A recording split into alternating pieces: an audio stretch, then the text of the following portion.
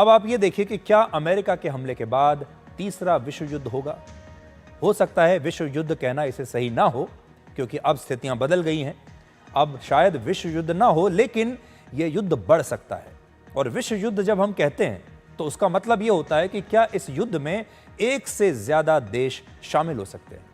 यह युद्ध शुरू हुआ था इजराइल और ईरान के बीच, लेकिन अब इसमें तीसरा देश शामिल हो चुका है और वो है अमेरिका। 3 देश इस युद्ध में है। हो सकता है आने वाले समय में 4 देश हो जाएं, 5 देश हो जाएं। हो सकता है कि कई देश अलग अलग टीमों में आकर, अब अलग अलग खेमों में आकर इस युद्ध में शामिल हो जाएं। तब यह युद्ध बहुत बड़ा हो जाएगा। और यह हम इसलिए कह रहे हैं क्योंकि आज ही मॉस्को में ईरान के विदेश मंत्री ने रशिया के राष्ट्रपति व्लादिमीर पुतिन से आज मुलाकात की है। और इस दौरान ईरान के विदेश मंत्री ने राष्ट्रपति पुतिन को अपने सुप्रीम लीडर आयतुल्लाह खामेनेई की एक चिट्ठी दी है, जिसमें खामेनेई ने रशिया से मदद मांगी है। उन्होंने पुतिन से मदद मांगी है, कहा है कि इस युद्ध में हमें आपकी मदद चाहिए। राष्ट्रपति पुतिन ने भी कहा है कि वो ईरान की मदद के लिए तैयार है, लेकिन ये मदद क्या होगी, किस रूप में होगी, इसके बारे में अभी तक राष्ट्रपति पुतिन ने कुछ स्पष्ट नहीं किया है। Неспровоцированная абсолютно агрессия против Ирана не имеет под собой никаких оснований и никаких оправданий. У нас с Ираном давние, добрые, надежные отношения. तो ईरान की स्थिति कैसी रही होगी, आप इससे समझ सकते हैं कि उन्होंने जल्दी से अपने विदेश मंत्री को मॉस्को भेजा इस युद्ध के दौरान और उनसे कहा कि आप तुरंत अभी मॉस्को जाइए और रशिया के राष्ट्रपति से मदद मांगिए। ईरान के विदेश मंत्री ने कहा है कि उन्हें उम्मीद है कि संयुक्त राष्ट्र की सुरक्षा परिषद में रशिया ईरान का समर्थन जरूर करेगा। این حمله‌ای که آمریکا انجام داد حمله اول به منشور ملل متحد هست، چون کاملا خلاف منشور هست. حمله به قوانین بین الملل هست، حمله به حقوق بین الملل هست، حمله به قوانین بین الملل هست و از همه مهمتر حمله به NPT و نظام عدم اشاعه. तो रशिया ने यानी वहां के राष्ट्रपति व्लादिमीर पुतिन ने यह बिल्कुल कहा है कि यह हमला जो किया है अमेरिका ने, ये बिल्कुल गलत किया है। उन्होंने इस हमले की कड़ी आलोचना की है। अब देखिए रशिया की आलोचना आपने देख ली। रशिया इस समय ईरान के साथ खड़ा हुआ है। चीन के विदेश मंत्रालय ने भी ईरान का समर्थन किया है, लेकिन चीन को इस बात की चिंता ज्यादा है कि कहीं ईरान फारस की खाड़ी में ट्रेड रूट को ना बंद कर दे, और अगर ऐसा हो गया तो चीन की अर्थव्यवस्था पर इसका सबसे ज्यादा बुरा असर होगा, क्योंकि चीन इस ट्रेड रूट से अपना 45% कच्चा तेल आयात करता है। 及其附近水域是重要的国际货物和能源贸易通道，维护该地区安全稳定，符合国际社会的共同利益。中方呼吁国际社会加大努力，推动冲突降级，防止地区局势动荡，对全球经济发展造成更大的影响。 तो चीन चिंतित है। 2 चीजें आपने देख ली कि इस युद्ध में अभी तक अमेरिका इजराइल के साथ है, अमेरिका ईरान पर हमला कर चुका है, लेकिन दूसरी तरफ रशिया ईरान के साथ खड़ा है और चीन भी ईरान का समर्थन कर रहा है, लेकिन चीन को व्यापार की चिंता ज्यादा है। यूरोपियन यूनियन को भी इसी बात की चिंता ज्यादा है कि ईरान विरोध के तौर पर स्ट्रेट ऑफ हॉर्मुज को बंद ना कर दे। इससे यह सीख मिलती है आप सबको। ये तो देश हैं जो युद्ध लड़ रहे हैं, लेकिन आप ये देखिए कि इससे क्या सीख सकते हैं।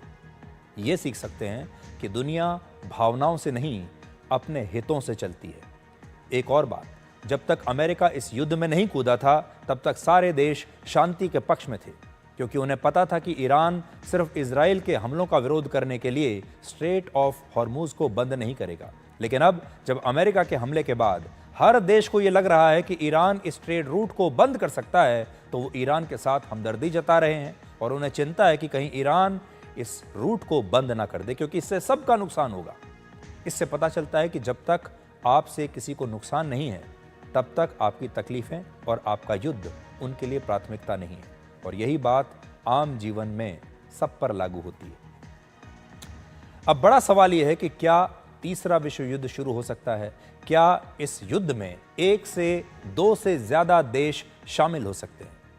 तो ये युद्ध बड़ा तब होगा, इसका विस्तार तब होगा जब उसमें बड़ी बड़ी महाशक्तियां शामिल हो जाएं। जैसे इस युद्ध में 3 देशों की भूमिका बहुत अहम रहेगी।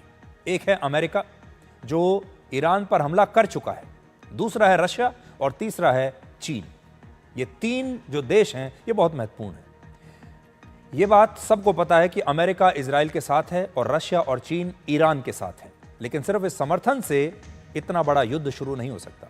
जिस तरह अमेरिका ने इजराइल की तरफ से ईरान पर हमला किया, क्या वैसे ही रशिया और चीन अमेरिका पर हमला कर सकते हैं या इजराइल पर हमला कर सकते हैं?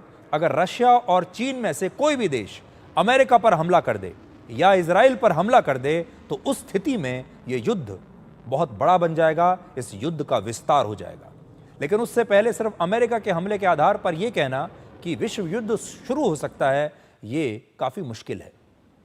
दूसरी बात यह है कि इस युद्ध में अमेरिका के हमले के बाद सभी देशों ने उसकी निंदा की है, आलोचना की है, लेकिन किसी भी देश ने अमेरिका या इजराइल के खिलाफ कोई आक्रामक रुख नहीं अपनाया है। सिर्फ बयान दिए हैं, सिर्फ स्टेटमेंट दिए हैं, इसके अलावा कुछ नहीं।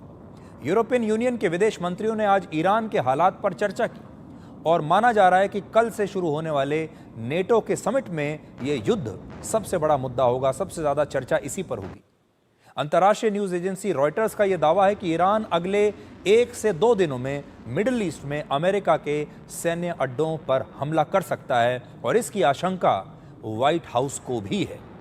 अमेरिका ने कतर में अपने नागरिकों को अगले आदेश तक बंकर्स में रहने की सलाह दी है और कतर में ही अल उदैद नाम का एक अमेरिकी एयरबेस है, जो अमेरिका का इस क्षेत्र में सबसे बड़ा एयरबेस है, जो करीब वहां अमेरिका के 10,000 सैनिक तैनात हैं। इसके अलावा ईरान के राष्ट्रपति ने एक दिन पहले ही भारत के प्रधानमंत्री नरेंद्र मोदी से भी फोन पर बात की है और प्रधानमंत्री मोदी ने सैन्य संघर्ष पर गहरी चिंता जताई और तुरंत तनाव कम करने के लिए कूटनीतिक रास्ता अपनाने की बात को उन्होंने दोहराया है। दुनिया के बाकी देश भी इस युद्ध पर क्या कह रहे हैं, आज आपको सुनना चाहिए। The world has long agreed that Iran cannot be allowed to get a nuclear weapon, and we support action to prevent that, and that is what this is. The US action was directed at specific sites central to Iran's nuclear program. We don't want escalation and a full-scale war. We continue to call for dialogue and for diplomacy. Entre Israël et l'Iran, les frappes américaines de la nuit dernière ouvrent une nouvelle phase qui impose évidemment la vigilance et une action résolue de notre part. Par ailleurs, j'ai pu appeler chacun donc à reprendre au dialogue par la voie diplomatique sur la question à la fois du nucléaire et des missiles balistiques. Enfin, तो America भी ये बात जानता है कि Iran बदला लेने के लिए अमेरिका पर, उसके सैनिकों पर, उसके सैन्य अड्डों पर हमला कर सकता है। अमेरिका देश पर यानी उसकी भूमि पर हमला करना ईरान के बस की बात नहीं है, क्योंकि अमेरिका वहां से बहुत दूर है। लेकिन अमेरिका ने जो उसके अपने सैन्य अड्डे हैं आसपास मिडिल ईस्ट में, उन सब पर अब इस हमले की तैयारी, इससे बचने की तैयारी शुरू कर दी है। और दोहा के पास जो अमेरिका का सैन्य अड्डा है, वहां से अमेरिका ने हाल ही में अपने कुछ एयरक्राफ्ट्स को भी हटा लिया है, क्योंकि वो जानता है कि अगर इस एयरबेस पर ईरान ने हमला किया तो ये एयरक्राफ्ट्स नष्ट हो सकते हैं। इसमें पूरा जो आप ये युद्ध देख रहे हैं, इसमें एक और देश है जिसकी कहानी बड़ी दिलचस्प है, क्योंकि इस युद्ध में धोखे की कहानियां हैं और धोखे की कहानी एक और है जिसे आपको आज समझना होगा। और ये वो धोखा है जो अमेरिका ने पाकिस्तान को दिया है और पाकिस्तान ने ईरान को दिया है। ये दो धोखे की कहानियां साथ साथ चल रही हैं। पहले पाकिस्तान ने ईरान को धोखा दिया, ईरान को धोखा देकर अमेरिका से मिला, और उसके बाद अमेरिका ने पाकिस्तान को धोखा दे दिया। जब पाकिस्तान की तरफ से अमेरिका के राष्ट्रपति डोनाल्ड ट्रंप को नोबेल शांति पुरस्कार के लिए नामांकित किया गया और ऐसा किए हुए पाकिस्तान को 24 घंटे भी पूरे नहीं हुए थे, तब अमेरिका ने पाकिस्तान के पड़ोसी देश और पाकिस्तान के मित्र देश ईरान पर हमला कर दिया। यानी पाकिस्तान की सरकार थोड़े घंटों पहले तक यह कह रही थी कि राष्ट्रपति ट्रंप को नोबेल शांति पुरस्कार मिलना चाहिए, अमेरिका ने इसी नामांकन के बाद ईरान पर ऐसा हमला किया जिसके लिए पूरी दुनिया अमेरिका की निंदा कर रही है और कह रही है कि पाकिस्तान ने क्या सोचकर राष्ट्रपति ट्रंप को नोबेल शांति पुरस्कार देने की मांग की। और खुद पाकिस्तान के प्रधानमंत्री शहबाज शरीफ भी अब अमेरिका के हमलों को गलत बता रहे हैं। दूसरा धोखा पाकिस्तान ने ईरान को दिया। ईरान पाकिस्तान को अपना भाई मानता है। ईरान को लगता है कि अगर उस पर कभी कोई बड़ा हमला हुआ, अगर उसके ऊपर कभी इजराइल ने न्यूक्लियर हमला किया, तो पाकिस्तान उसके बचाव में आएगा और पाकिस्तान ईरान के लिए अपना न्यूक्लियर हथियार इजराइल पर दाग देगा। इतना विश्वास है ईरान को पाकिस्तान पर। पाकिस्तान और ईरान पुराने दोस्त रहे हैं, पुराने भाई हैं।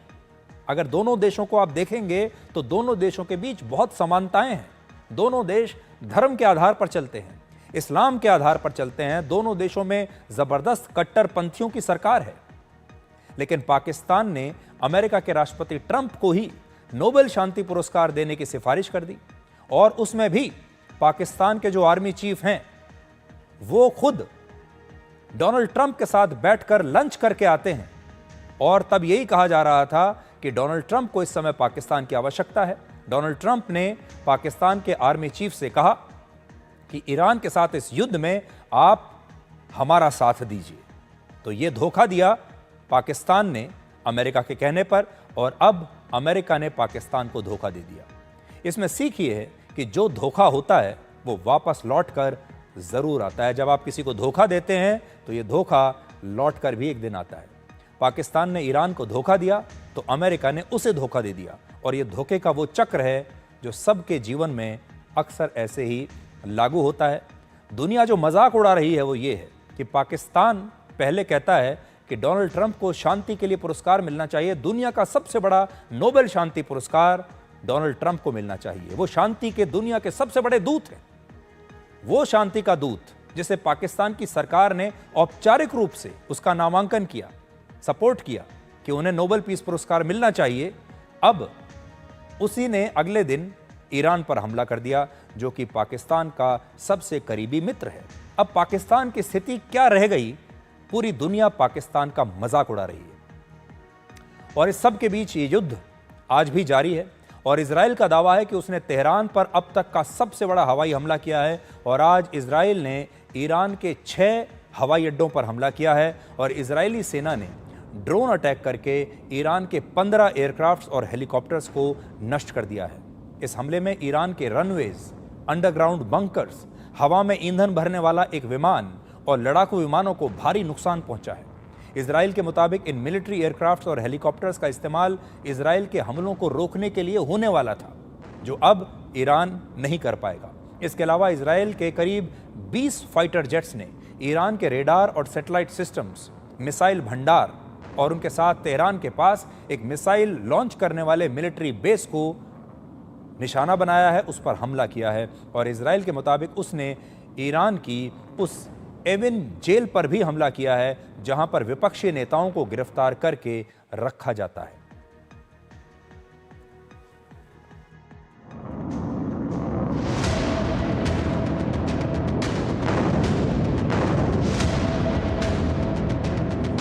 To target Iran's nuclear facilities with the awesome and righteous might of the United States will change history.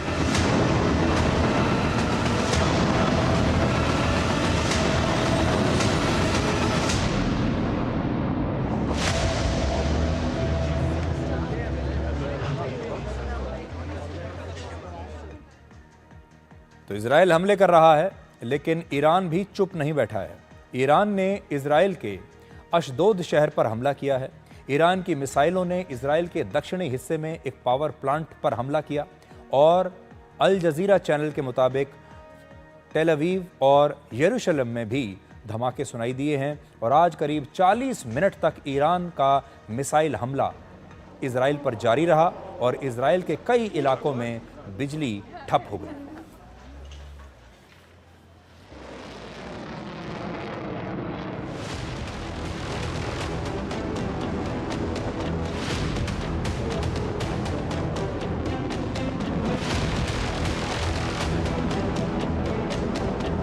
که با این تجاوز عقربه‌های ساعت به سود شما نخواهد چرخید.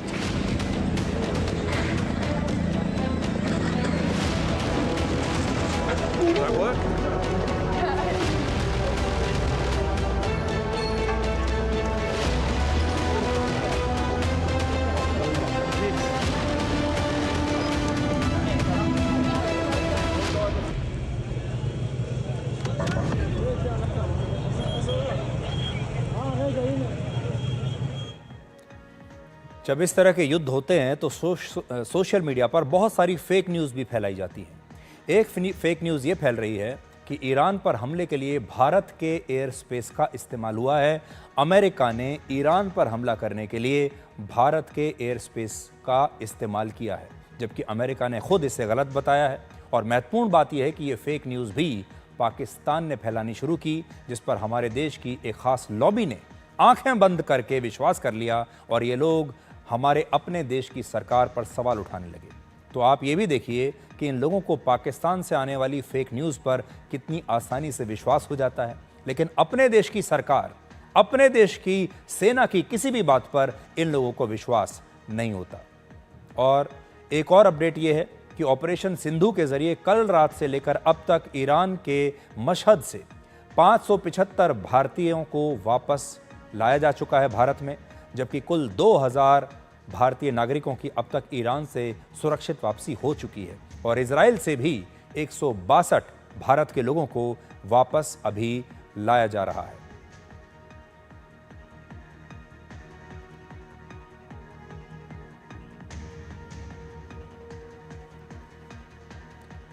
आज ईरान से भारत के लोगों के साथ साथ श्रीलंका की एक नागरिक को भी भारत ने सुरक्षित वापस लाया है। भारत सरकार ने इजराइल में फंसे श्रीलंका के नागरिकों को भी ऑपरेशन सिंधु की तरह सिंधु में उड़ानों में जगह दी है। और इससे पहले भारत सरकार ने ईरान में फंसे श्रीलंका और नेपाल के नागरिकों को भी ऐसे ही मदद दी थी। तो देखिए, यहाँ बड़ी बात यह है कि जब किसी एक क्षेत्र में एक बड़ा देश, भारत जैसा बड़ा देश, जब अपने पड़ोसियों का ख्याल रखता है, जो पड़ोस में जो छोटे देश हैं, जो इतनी क्षमता नहीं रख सकते कि उस क्राइसिस से वो अपने नागरिकों को वापस ला सकें, उन देशों के नागरिकों का भी भारत ध्यान रखता है। और आपने देखा होगा, अब हर बार जब भी कोई ऐसा क्राइसिस होता है पूरी दुनिया में, भारत की सरकार इस तरह के ऑपरेशन चलाती है। वहाँ पर मौजूद एक एक भारतीय को सुरक्षित वापस उसके घर भारत में लाया जाता है। और ना सिर्फ भारत के लोग, बल्कि आसपास जो हमारे पड़ोसी देश हैं, उनके लोगों को भी हम सुरक्षित वहाँ से निकाल कर लाते हैं।